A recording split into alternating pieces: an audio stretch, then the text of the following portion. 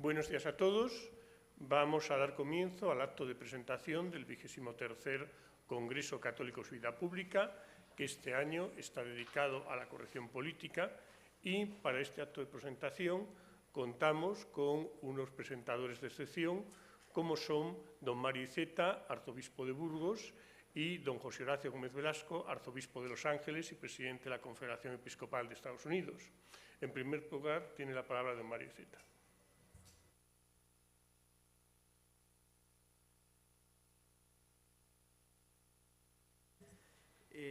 La invitación a estar en esta presentación.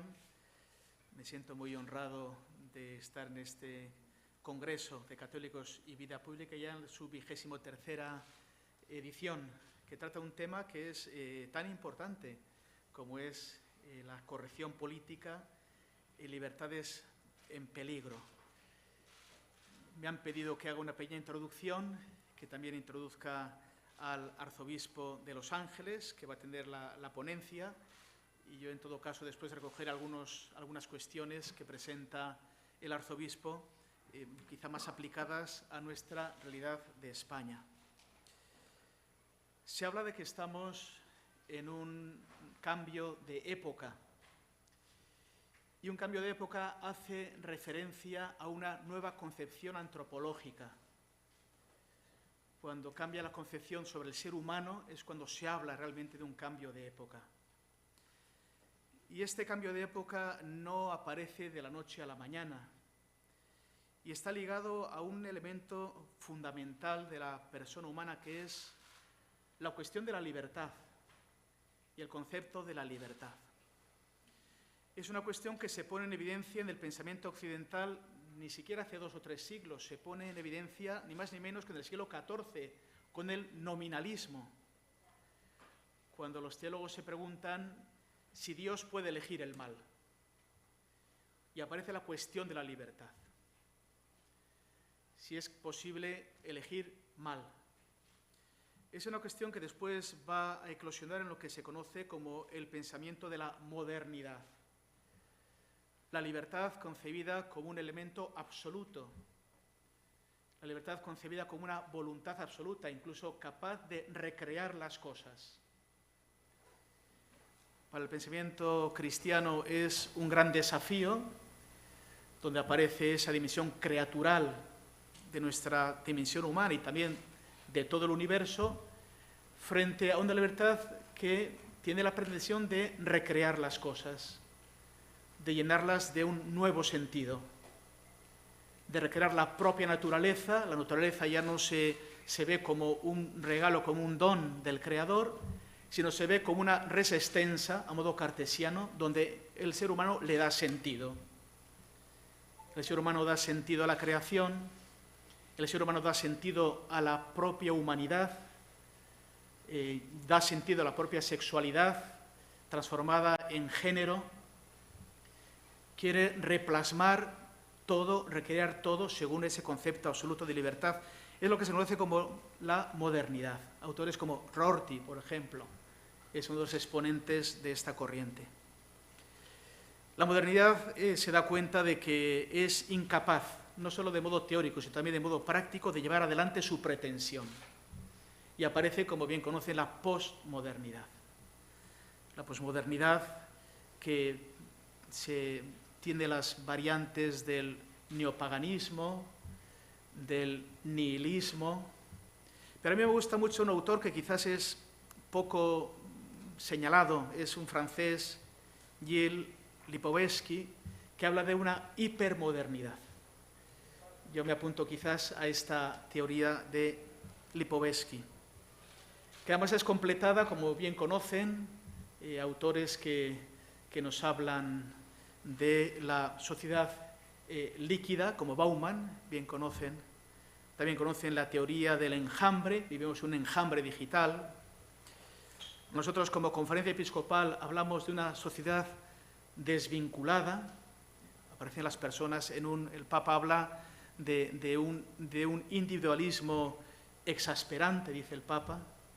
Podemos vivir como elementos apuestos en una sociedad Y esto, evidentemente, pone en evidencia cuál es la realidad en la que vivimos. Hablamos de una posverdad.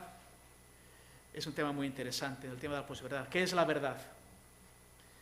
Que no es lo mismo que la certeza, que es la dimensión subjetiva, que no es lo mismo que la opinión. Hablamos de este mundo de la posverdad y démonos cuenta que además para nosotros, siguiendo el humanismo cristiano basado en los principios evangélicos, cuando Pilato pregunta a Jesús ¿y qué es la verdad?, la respuesta no es a modo aristotélico, un concepto, sino la respuesta es antropológica. Yo soy la verdad. Por lo tanto, la pregunta no es qué es la verdad, sino quién es la verdad.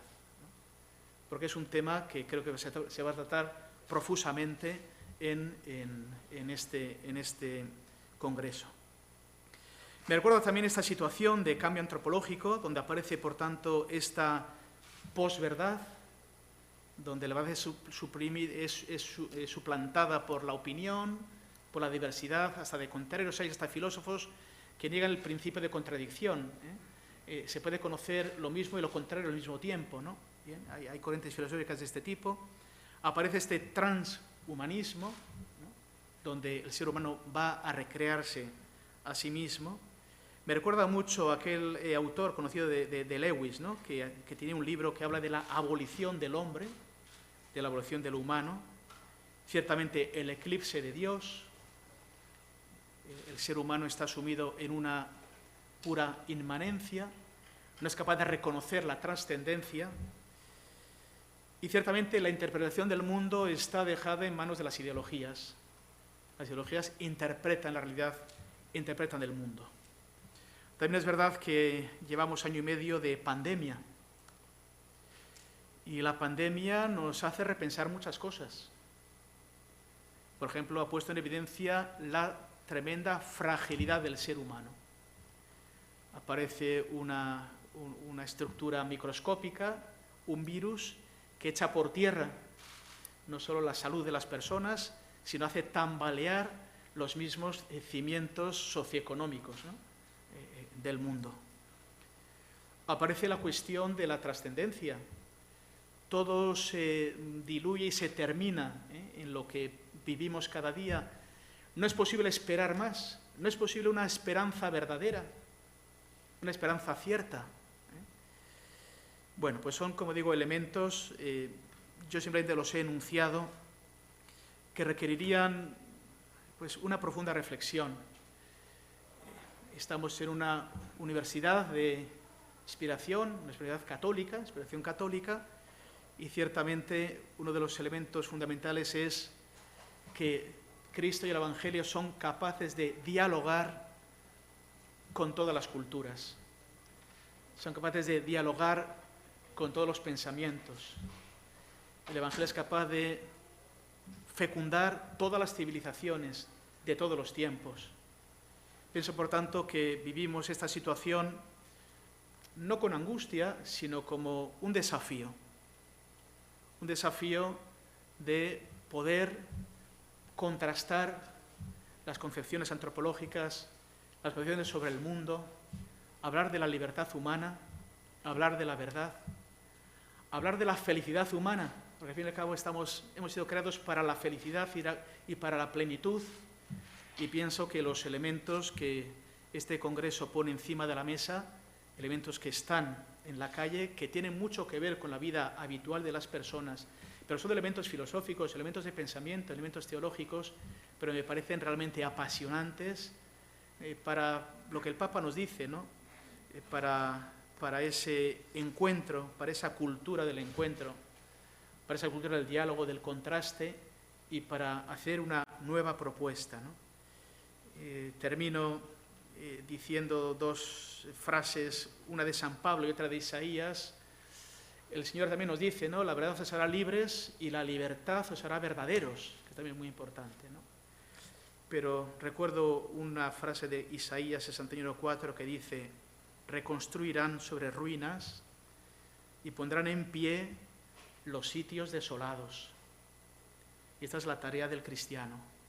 Reconstruirán sobre ruinas y pondrán en pie los sitios desolados. Y San Pablo, ¿qué dice? Estamos en el Liceo San Pablo, ¿no?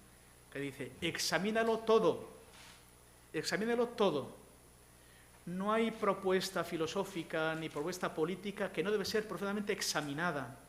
Dice, examínalo todo y quédate con lo bueno. Quédate con lo bueno. Estábamos hablando también antes con el señor presidente de esta nueva iniciativa, que yo felicito, ¿no? del debate, y decía, a veces aparecen posturas contrapuestas. La unidad no significa uniformidad. Ya también era un modo de progresar en la verdad de la escolástica y de la teología medieval, las cuestiones disputadas, ¿no? Donde se defendían diversas posturas previamente para que resplandezca la verdad de un modo sinfónico, ¿no? Pienso que es lo que hace esta magnífica institución, de los propagandistas, del CEU San Pablo. Estoy seguro que estos días van a ser apasionantes para hacer una propuesta, pues eso, que sea propositiva, que sea positiva, que sea esperanzadora, que brille la verdad y el bien, precisamente para sembrar esperanza, para sembrar luz en estos momentos que más que nunca necesitamos de esa luz. Me corresponde presentar al arzobispo, que va a tener una ponencia, no va a llegar a media hora la ponencia del arzobispo.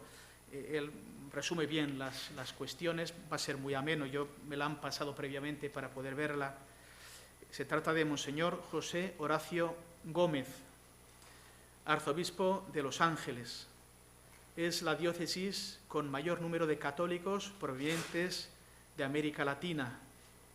Es el primer presidente hispano de la Conferencia Episcopal Americana, sucediendo al cardenal Daniel DiNardo, con quien fue vicepresidente los últimos 3 años.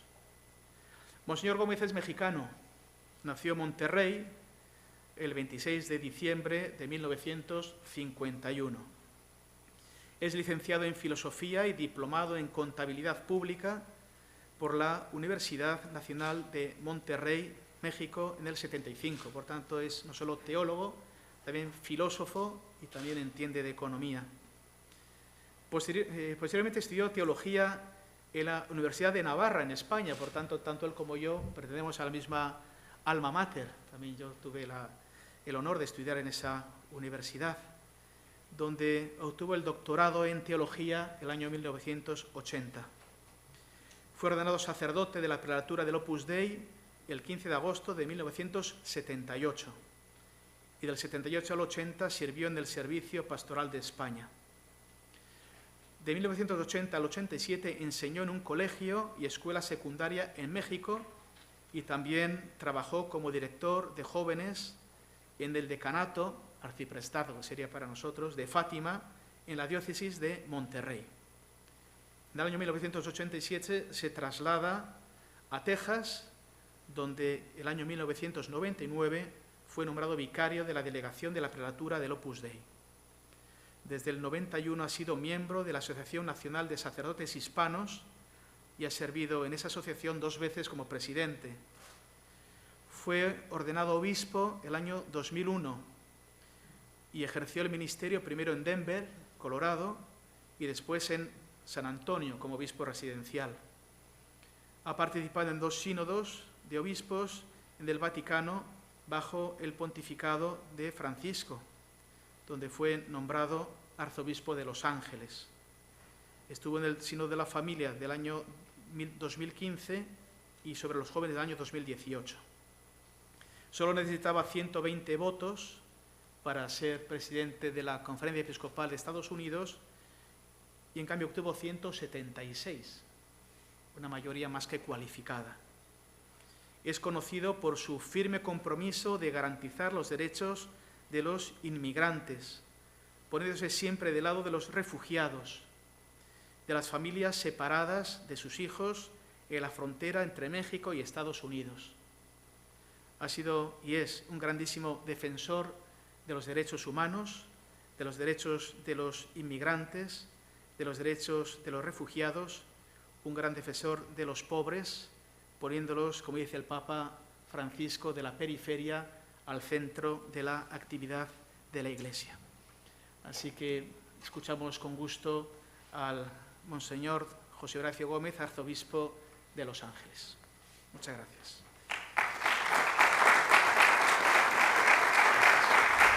Estimados amigos, lamento no poder estar con ustedes en persona, pero me siento honrado por su invitación para dirigirme a este distinguido congreso. Ustedes me han pedido que aborde un tema serio, delicado y complicado, relativo al surgimiento de nuevas ideologías y movimientos seculares que buscan el cambio social en Estados Unidos y las implicaciones que esto tiene para la Iglesia. Y creo que, por supuesto, todos entendemos que lo que la Iglesia está enfrentando en los Estados Unidos está también sucediendo en diferentes grados y de diferentes maneras en su país y en los países de toda Europa.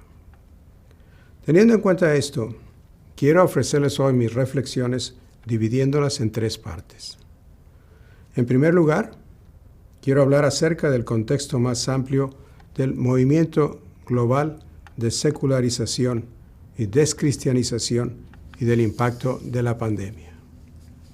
En segundo lugar, quiero ofrecer una interpretación espiritual de los nuevos movimientos de justicia social y de identidad política en Estados Unidos. Y finalmente, quiero sugerir algunas prioridades evangélicas para la Iglesia, para confrontar las realidades del momento presente. Empecemos, pues. Creo que todos sabemos que si bien en Estados Unidos existen condiciones únicas, tanto en España como en otras partes de Europa, ya desde hace mucho tiempo se han estado dando patrones similares de secularización agresiva. En nuestros países han surgido cierto tipo de líderes elitistas que se interesan poco por la religión y no tienen verdaderos vínculos con las naciones en las que ellos viven o con las tradiciones o culturas locales. Este grupo, que está a cargo de corporaciones, gobiernos, universidades, medios de comunicación, y que se encuentra también en los establecimientos culturales y profesionales, quiere establecer lo que podríamos llamar una civilización global, basada sobre una economía de consumo y regida por la ciencia, la tecnología, los valores humanitarios y las ideas tecnocráticas acerca de la organización de la sociedad. Dentro de esta cosmovisión elitista, no hay necesidad de sistemas de creencias y religiones anticuados. De hecho, desde el punto de vista de ellos, la religión, y especialmente el cristianismo, es algo que solo es un estorbo para el tipo de sociedad que ellos esperan construir. Pienso que esto es importante tenerlo presente. Como lo han señalado los Santos Padres, en la práctica, la secularización significa una descristianización. Durante varios años en Europa y Estados Unidos, se ha hecho un esfuerzo deliberado por borrar las raíces cristianas de la sociedad y por suprimir cualquier influencia cristiana que aún sigue vigente. En el programa que establecieron para este Congreso, ustedes hacen alusión a la cultura de cancelación y al ser políticamente correctos.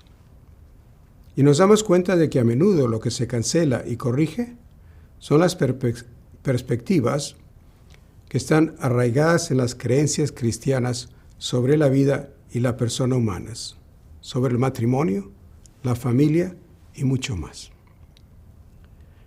En la sociedad de ustedes y en la mía, el espacio que la Iglesia y los cristianos creyentes pueden ocupar se está reduciendo. Las instituciones eclesiásticas y las empresas cuyos propietarios son cristianos son cada vez más desafiadas y hostigadas. Lo mismo sucede con los cristianos que trabajan en la educación, la atención médica, el gobierno y otros sectores. Se dice que tener ciertas creencias cristianas es una amenaza para las libertades y hasta para la seguridad de otros grupos de nuestras sociedades. Un hecho adicional para completar el contexto. Todos notamos los dramáticos cambios sociales que ocurrieron en nuestras sociedades con la llegada del coronavirus y la manera en la que las autoridades gubernamentales respondieron a la pandemia. Creo que la historia mirará hacia atrás y verá que esta pandemia no cambió tanto nuestras sociedades como aceleró las tendencias y lineamientos que ya se estaban poniendo en práctica. Los cambios sociales que podrían haber tardado décadas en desarrollarse se están ahora acelerando a raíz de esta enfermedad y de la respuesta de nuestras sociedades. Esto es ciertamente el caso en los Estados Unidos.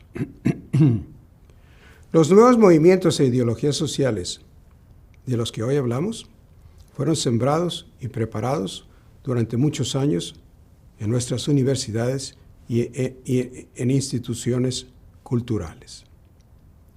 Pero la tensión y el miedo causados por la pandemia y a raíz del aislamiento social y debido también, tristemente, al asesinato de un hombre afroamericano que estaba desarmado por un policía anglosajón, junto con las protestas que vinieron a continuación en nuestras ciudades, estos movimientos se desataron por completo en nuestra sociedad.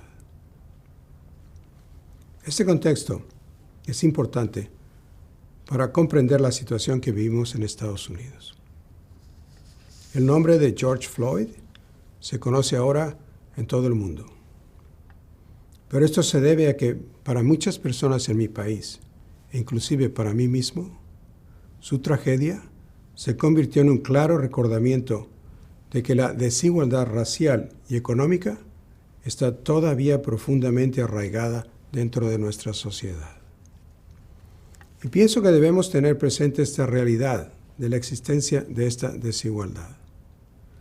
Porque estos nuevos movimientos son parte de un discurso más amplio, de un debate que es absolutamente esencial sobre la manera de edificar una sociedad estadounidense que amplíe las oportunidades para todos, sin importar el color de su piel, ni su procedencia o situación económica.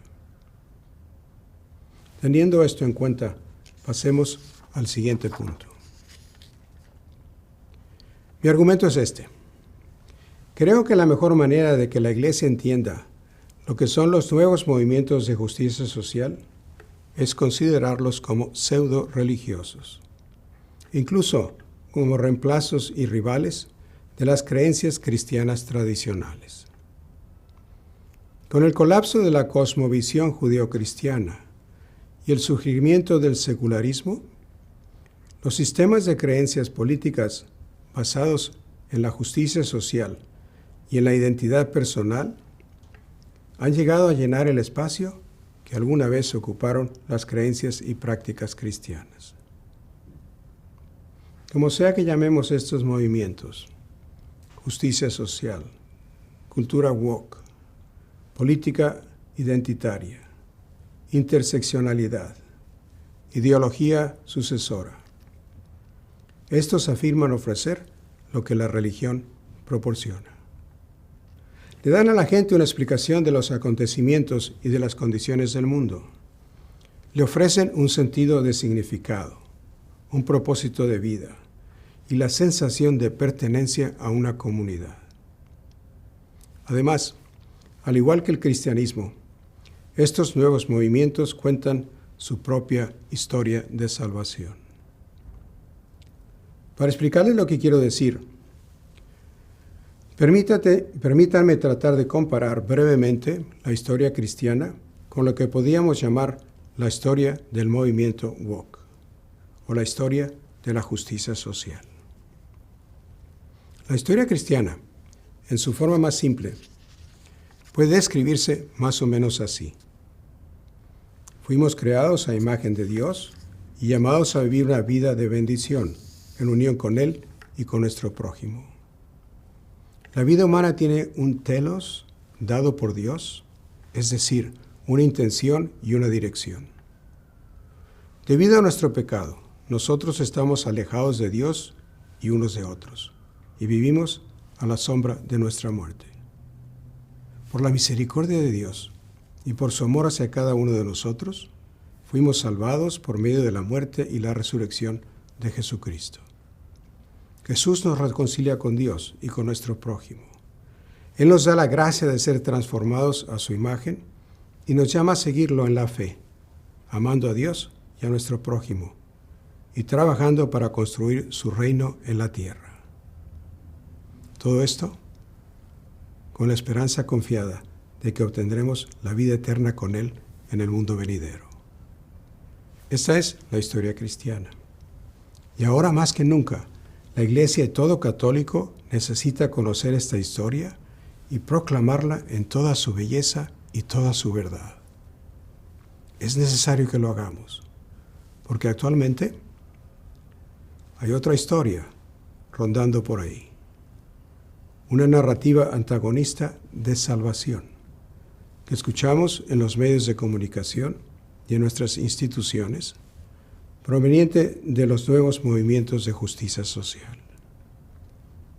Lo que podríamos llamar la historia del movimiento woke, que dice algo como: no podemos saber de dónde venimos, pero somos conscientes de que tenemos intereses comunes con quienes comparten nuestro color de piel o nuestra posición en la sociedad. Y también somos conscientes con mucho dolor, dice la historia del movimiento woke, de que nuestro grupo está sufriendo y está siendo alienado, y eso pasa sin culpa nuestra. La causa de nuestra infidelidad es que somos víctimas de la opresión de otros grupos de la sociedad. Y conseguimos la liberación y la redención a través de nuestra lucha constante contra nuestros opresores, librando una batalla por el poder político y cultural en nombre de la creación de una sociedad equitativa. Este es ciertamente un discurso poderoso y atractivo para millones de personas, tanto en la sociedad estadounidense como en las sociedades de todo el occidente. De hecho, pues muchas de las principales organizaciones, universidades, incluso escuelas públicas de Estados Unidos, están promoviendo y enseñando activamente esta perspectiva. Esta historia obtiene su fuerza debido a la sencillez de sus explicaciones. El mundo está dividido en inocentes y víctimas, aliados y enemigos. Pero esta narrativa es también atractiva porque, como dije antes, responde a necesidades y sufrimientos humanos reales. La gente está sufriendo, se siente discriminada y excluida de las oportunidades que hay en la sociedad. No debemos olvidar nunca esta realidad. Muchos de los que se adhieren a estos nuevos movimientos y sistemas de creencias están motivados por intenciones nobles. Quieren cambiar las condiciones de la sociedad que niega a los hombres y mujeres los derechos y oportunidades para tener una vida digna.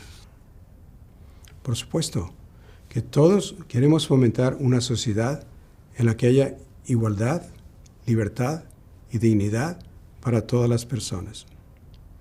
Pero solo podemos edificar una sociedad justa sobre la base de la verdad sobre Dios y sobre la naturaleza humana.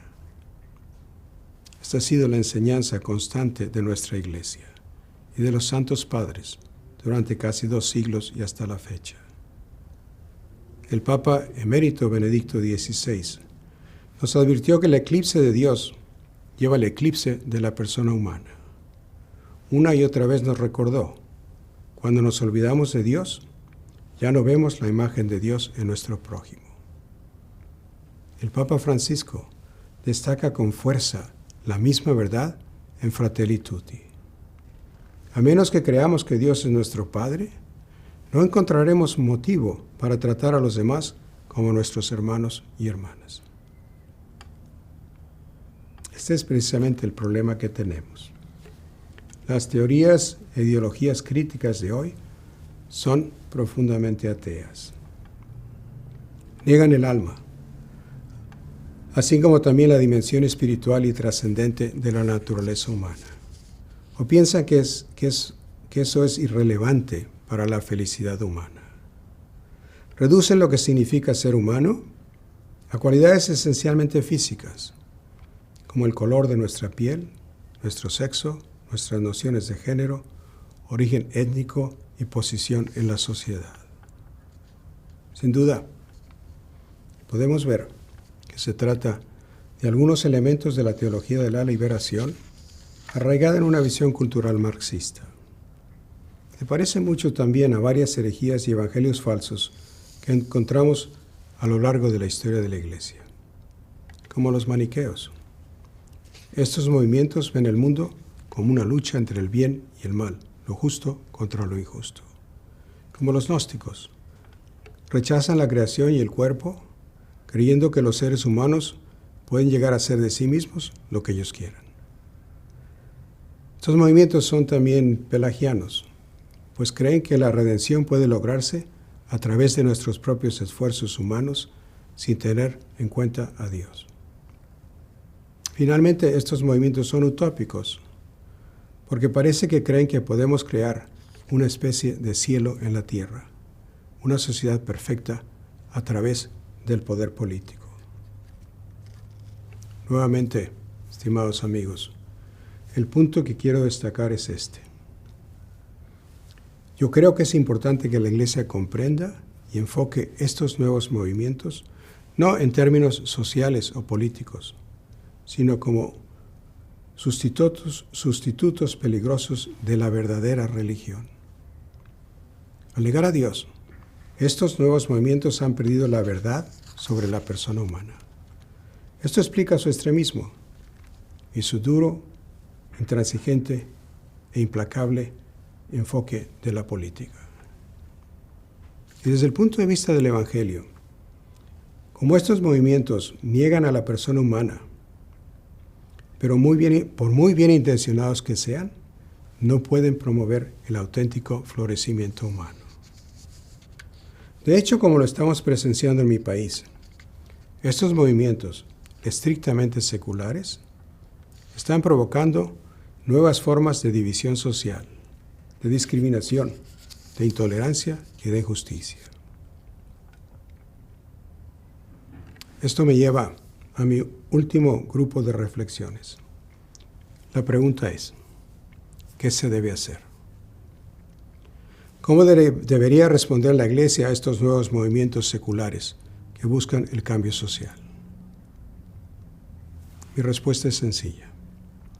Necesitamos proclamar a Jesucristo. Proclamarlo audazmente, con creatividad. Necesitamos narrar nuestra historia de salvación de una manera nueva, con claridad y confianza, sin miedo. Esta es la misión de la Iglesia para todas las épocas y para todos los momentos culturales. No deberíamos dejarnos intimidar por estas nuevas religiones de justicia social y de identidad política. El Evangelio sigue siendo la fuerza más poderosa de cambio social que jamás haya existido en el mundo entero. Y la Iglesia ha sido antirracista desde el principio. Todos están incluidos dentro de su mensaje de salvación. Jesucristo vino a anunciar la nueva creación, vino a anunciar al hombre nuevo y a la mujer nueva, dotados de la capacidad de llegar a ser hijos e hijas de Dios, de ser renovados a imagen de su Creador. Jesús nos enseñó a conocer y amar a Dios como nuestro Padre. Llamó a su Iglesia a llevar esta buena nueva hasta los confines de la tierra, a reunir a la única familia de Dios que abarca a toda la gente del mundo, de todas las razas, de todas las tribus y de todos los pueblos. Este fue el significado de Pentecostés, cuando hombres y mujeres de todas las naciones de la tierra escucharon el Evangelio en su propia lengua materna. Es lo que quiso decir San Pablo cuando dijo que en Cristo no hay judío ni griego, hombre o mujer, esclavo o libre. Por supuesto que en la Iglesia no siempre hemos estado a la altura de estos hermosos principios. ni hemos cumplido plenamente la misión que nos fue confiada por Cristo. Pero el mundo no necesita una nueva religión secular para reemplazar el cristianismo. Más bien, queridos amigos, necesita que ustedes y yo seamos mejores testigos, mejores cristianos. Empecemos por perdonar, por amar, por sacrificarnos por los demás, desechando los venenos espirituales como son el resentimiento y la envidia. En lo personal, yo encuentro inspiración en los santos y en los personajes que vivieron una vida de santidad en la historia de mi país, de los Estados Unidos. Pienso especialmente en la sierva de Dios, Dorothy Day. Para mí, ella ofrece un testimonio importante de la manera en que los católicos pueden trabajar para cambiar el orden social a través del desprendimiento radical y del amor a los pobres basado en las bienaventuranzas, en el sermón de la montaña y en las obras de misericordia. Ella también tuvo una profunda convicción de que antes de que podamos cambiar el corazón de los demás, tenemos que cambiarlos a nosotros mismos. Ella dijo en una ocasión: veo con demasiada claridad lo mala que es la gente. Ojalá no lo viera así. Son mis propios pecados los que me dan esa claridad. Pero no puedo preocuparme mucho acerca de tus pecados y miserias cuando tengo tantos en mí misma. La oración que le dijo a Dios, decía ella, todos los días, es la que agrande mi corazón de tal manera que los vea a todos ustedes y viva con todos ustedes dentro del amor de Él. Esa es la actitud que todos necesitamos en estos momentos en los que nuestra sociedad está tan polarizada y dividida. También me inspira el testimonio del venerable padre Augustus Tolton. La suya es una historia impresionante y verdaderamente estadounidense. Él nació en la esclavitud. Escapó para conseguir la libertad con su madre y se convirtió en el primer afroamericano ordenado sacerdote en mi país. El padre Tolton dijo una vez: la Iglesia Católica deplora una doble esclavitud, la de la muerte y la del cuerpo. Ella se esfuerza por liberarnos de ambas. Actualmente, queridos amigos, necesitamos este tipo de confianza en el poder del Evangelio. En estos tiempos corremos el riesgo de deslizarnos hacia un nuevo tribalismo, hacia una idea precristiana de la humanidad, que la ve dividida en grupos y facciones, en competencia unos con otros. Tenemos que vivir y proclamar el Evangelio como el verdadero camino hacia la liberación de toda esclavitud e injusticia espiritual y material. En nuestra predicación, en la vida práctica, especialmente en nuestro amor hacia nuestro próximo, hacia nuestro prójimo, hemos de dar testimonio del hermoso proyecto de Dios para nuestra humanidad común, es decir, el origen y destino común que tenemos en Dios. Finalmente, creo que en este tiempo la Iglesia debe ser una voz para la conciencia individual y la tolerancia. Necesitamos promover una mayor humildad y realismo sobre la condición humana, dándonos cuenta de que nuestra humanidad común implica reconocer nuestra común fragilidad. La verdad es que todos somos pecadores. Todos somos gente que quiere hacer lo correcto, pero que con frecuencia no lo hace. Esto no significa que haya que permanecer pasivos ante la injusticia social. Eso nunca. Pero tenemos que insistir en que la fraternidad no puede construirse a través de la animosidad o de la división. La verdadera religión no busca dañar, o humillar, ni arruinar los medios de subsistencia o la fama de las personas. La verdadera religión ofrece un camino para que incluso los peores pecadores encuentren la redención. Una última reflexión, queridos amigos. La realidad de la providencia divina. Necesitamos aferrarnos a esta verdad sobrenatural porque es verdad. La mano amorosa de Dios sigue guiando nuestras vidas y el destino de las naciones.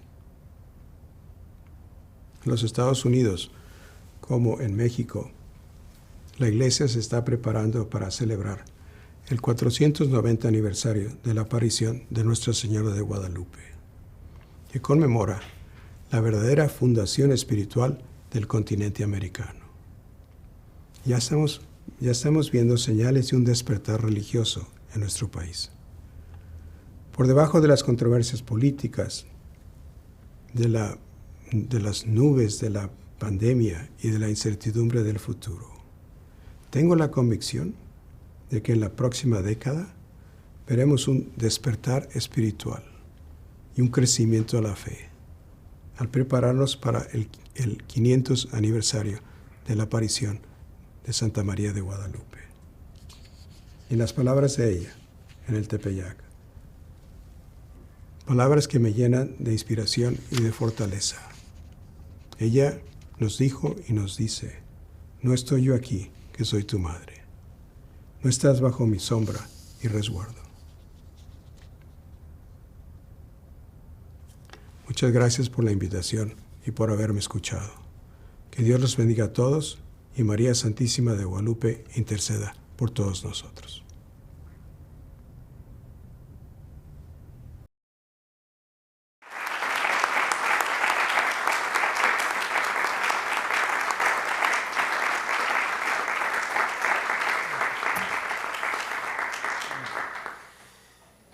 Me han indicado que el acto no debe superar la hora. Hemos consumido 45 minutos y yo voy a procurar en 10 minutos un poco esta tan estimulante conferencia de Monseñor Gómez, pues quizás hacer alguna pincelada sobre la realidad española, luego en todo caso dejar 5 minutos o un poco más si hay alguna pregunta. Son 3 los temas que quisiera, como digo, aterrizar. Monseñor Gómez también ha hablado de 3 asuntos, 3 partes ha tenido su conferencia. La primera ha sido lo que él llama la secularización y la descristianización, ha dedicado un pórtico a este tema. Después ha centrado en lo que él llamaba las nuevas religiones políticas de Estados Unidos, sobre todo con este movimiento woke, ¿no?, del que nos ha hablado. Y después cuál ha sido o cuál debe ser la respuesta cristiana. Yo quisiera también comenzar quizá con un pórtico, después algunas cuestiones que quizás en España son de interés en este momento, y luego también cuál es nuestra actitud, cuál es el estilo de la respuesta, ¿no?, ante los desafíos que tenemos. A mí siempre me ha llamado la atención una frase que dice Jesús en el Evangelio: a los pobres los tendréis siempre con vosotros. Llama la atención. En último término, Jesús está hablando de esa indigencia del ser humano sin el amor de Dios. La indigencia de cada uno de nosotros sin el amor de Dios.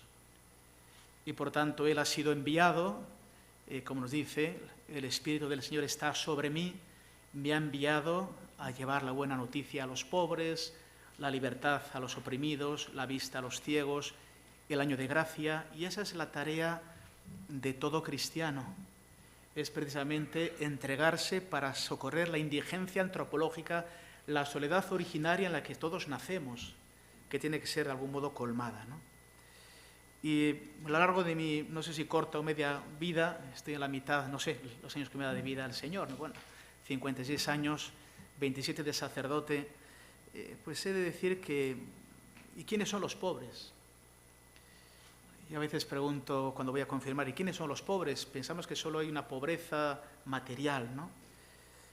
Pero pienso que hay una gradación de pobreza, ¿no?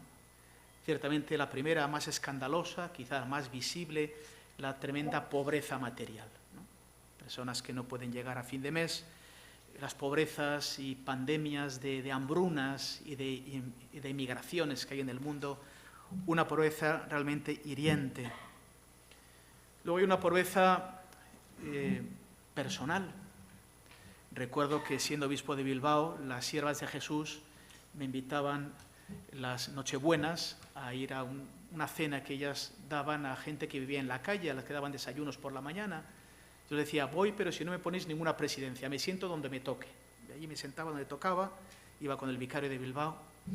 Claro, cuando hablabas con esas personas que lamentablemente no encuentran hogar, te dabas cuenta que no solo había una pobreza material, una pobreza personal, psicológica, familiar, de desestructuración de la propia persona, ¿no? Y decía, si la pobreza material se puede de algún modo resolver, ahí está la FAO, cómo acabar con el hambre en el mundo, pero la pobreza ya personal, familiar, es mucho más complicada de ayudar, ¿no? Necesita un acompañamiento profundo, ¿no? Luego está también la gran pobreza humana de la soledad. En España 6 millones de hogares donde viven personas solas. La gran soledad como la gran pandemia de Occidente, ¿no? Y no digamos la tremenda pobreza de Dios. El Señor responde, ¿no? Cuando convierte el pan, las piedras en pan, dice, no solo de pan vive el hombre, ¿no? O cuando habla del pan de vida, ¿no? Me seguís porque os he dado pan de comer, os voy a dar un pan nuevo, un pan que da vida. Un joven beato italiano decía, es que yo no me quiero conformar con tirar para adelante, yo lo que quiero es vivir, ¿no? Y entonces la gente vive unas grandes pobrezas y para esto viene el Señor, para colmar nuestras pobrezas. Y para eso somos enviados. Pobreza no solo material, pobreza espiritual, pobreza de educación, pobreza familiar, pobreza social, ¿no? Para colmarla. Pienso que ese es el gran pórtico y la gran y apasionante tarea que la Iglesia siempre ha querido responder, mejor o peor, con sus limitaciones, sus pecados, pero ha querido dar respuesta, ¿no? Elementos que tenemos hoy en día en España que responder, ciertamente, primero el gran reto de la educación. Llama la atención en nuestra corta democracia la 8ª ley educativa. Y ojalá me equivoque, no será la última. Ojalá me equivoque, ¿no? La Iglesia ha respondido siempre con una gran obra educativa. Cuántas congregaciones que se han dedicado a la educación. Recuerdo que, perdonad que hable más de Bilbao, porque en Burgos llevo apenas 11 meses mañana. He estado 12 años de obispo en Bilbao, pero recuerdo que la margen izquierda, cuando se industrializa Bilbao, quien viene a educar a los hijos de los obreros son multitudes de congregaciones religiosas. Está plagado de colegios religiosos, ¿no? No digamos la educación universitaria. La universidad, no lo olvidemos, es un invento de las catedrales. Las universidades eran las escuelas catedralicias. Viene hacia, por ejemplo, la palabra licencia, ¿no? La licenciatura. Era la licencia que daba la Universidad Católica para enseñar en todo el orbe católico, ¿no? Bien. La cuestión de los medios de comunicación, que es un elemento fundamental, ¿no? Que configura la personalidad de la gente y que además, como dice la doctrina social de la Iglesia, es un elemento esencial para la libertad y la paz y para los propios sistemas democráticos o sistemas políticos, ¿no? Que haya una comunicación veraz, plural y libertad de comunicación, ¿no? Vemos una natalidad que se colapsa en España, ¿no? Somos un país de personas muy mayores y además, como somos por naturaleza, por dieta y también por el sistema sanitario longevos, pienso que somos los más longevos después de Japón, pues, pero en cambio no tenemos un recambio generacional, ¿no? Ciertamente la comunicación globalizada en redes sociales, que ahora, pues bueno, bien hay temas sobre las fake news, bueno, son estos elementos o frases o palabras, anglicismos, pero en castellano puro, mentiras. Fake news, mentiras, ¿no? Llama la atención la relectura de la historia, ¿no? Estamos asistiendo, yo además como arzobispo de Burgos y donde Isabel la Católica se reunía con Cristóbal Colón, la gesta de España en América fue maravillosa. No fueron colonia, eran españoles, eran ciudadanos. Isabel la Católica promueve desde el principio abolir la esclavitud, porque muchas veces se conllevaba la esclavitud a aquellos que tenían botín de guerra, ¿no? La católica lo suprime. El derecho de gentes que nacen en la Universidad de Salamanca, la igualdad de todos los seres humanos en el mundo. 20 universidades creadas en los primeros decenas de años, 300 años que la primera universidad del norte, que es Harvard. Bien, ciertamente con sus sombras, con sus limitaciones, con sus pecados, evidentemente que sí. ¿Quién no tiene pecados en su vida? ¿Quién no los tiene en su familia? ¿Quién los tiene en su patria? Ciertamente la necesaria defensa de la vida, de modo particular de la vida más débil, la vida en el seno materno, la vida que termina en el ocaso de los últimos años, la vida con discapacidad, la vida con desigualdad de oportunidades, la igualdad de todos los seres humanos y la defensa activa de todos los seres humanos. Y termina con una pregunta que yo creo que últimamente nos martillea mucho, ¿no? La pregunta sería, ¿hacia dónde va Europa? Porque Europa, curiosamente, la conciben católicos, Schuman y otros compañeros, ¿no? Ahora cuando uno lee la prensa dice, se para la industria automovilística porque no llegan los chips de Asia. No teníamos mascarillas porque tenían que venir de Asia. No teníamos respiradores, venían de Asia. Los test del COVID venían de Asia. Europa, ¿dónde estás? Quizás por un afán de ganar más, porque allí la mano de obra es más barata. Te has desarmado. ¿Dónde están tus principios? ¿Hacia dónde quieres ir? ¿Qué es lo que te va a mover?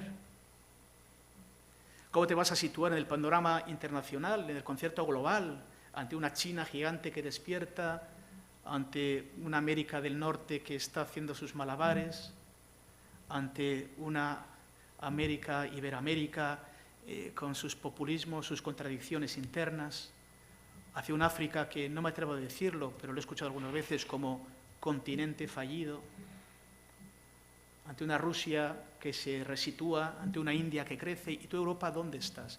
¿Cuáles son tus principios? ¿Cuáles son tus valores? ¿Dónde te vas a situar?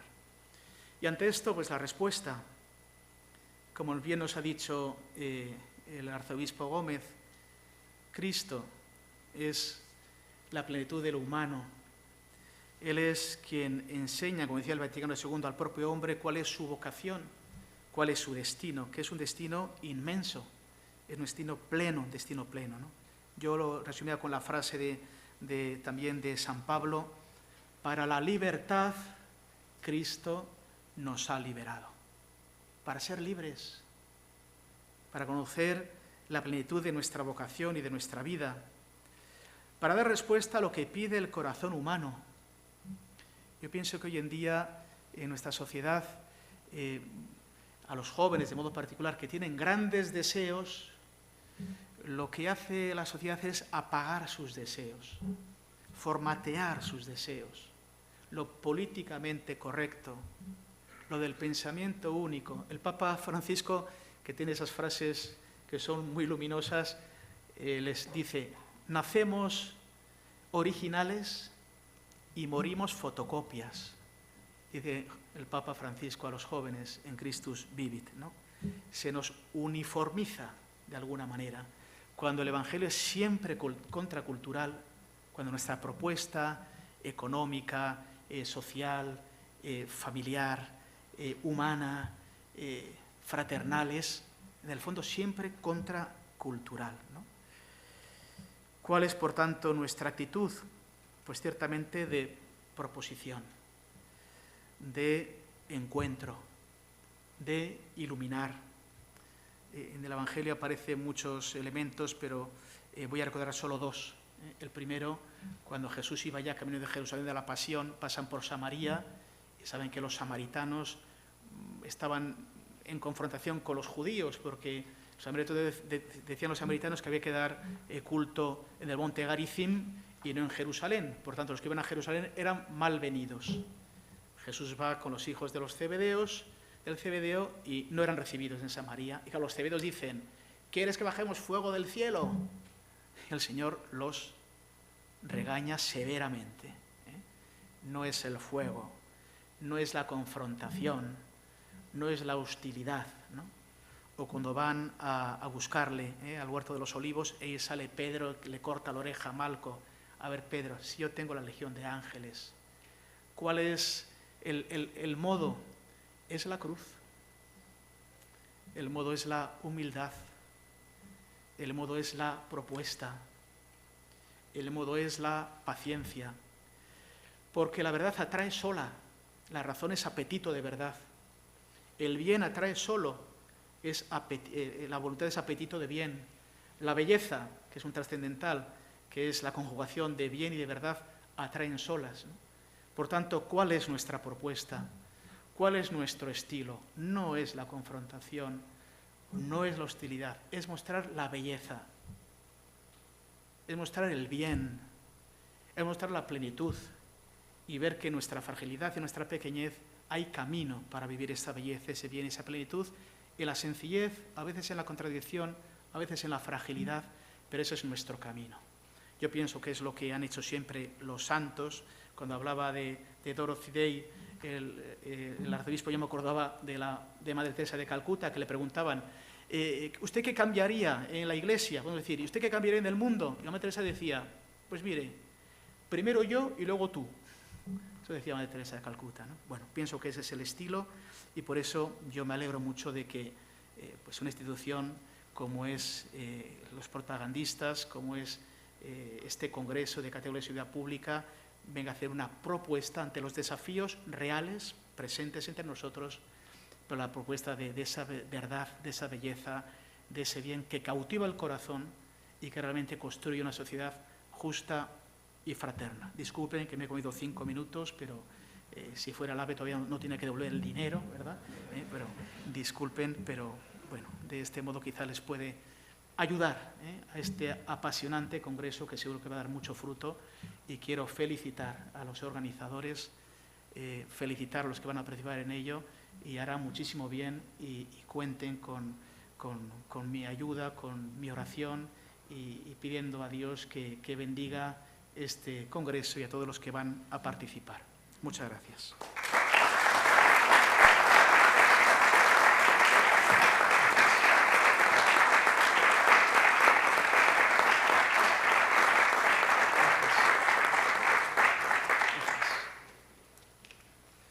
Muchísimas gracias, don Mario, tanto por sus palabras como por acompañarnos en este acto. Muchas gracias también al arzobispo de Los Ángeles, don José Horacio Gómez Velasco, que no ha podido estar con nosotros porque se juega desde la preparación de la reunión de la Conferencia Episcopal de Estados Unidos hasta la situación que vivimos, pero que sí ha querido participar mediante este vídeo. Muchas gracias también al director del Congreso, Rafael Sánchez Saus, y a todo su equipo por la excelente labor que llevan realizando pues, desde el año pasado, porque estos congresos van preparando a lo largo de todo un año para que la semana que viene pueda tener lugar este congreso. Muchas gracias a todos los que nos acompañáis en este aula magna de la Universidad San Pablo CEU y a todos los que nos acompañáis también online. Y decir que os esperamos a todos, veros de nuevo los días 12, 13 y 14 de noviembre en el 23º Congreso de Católicos y Vida Pública. Muchísimas gracias por vuestro apoyo.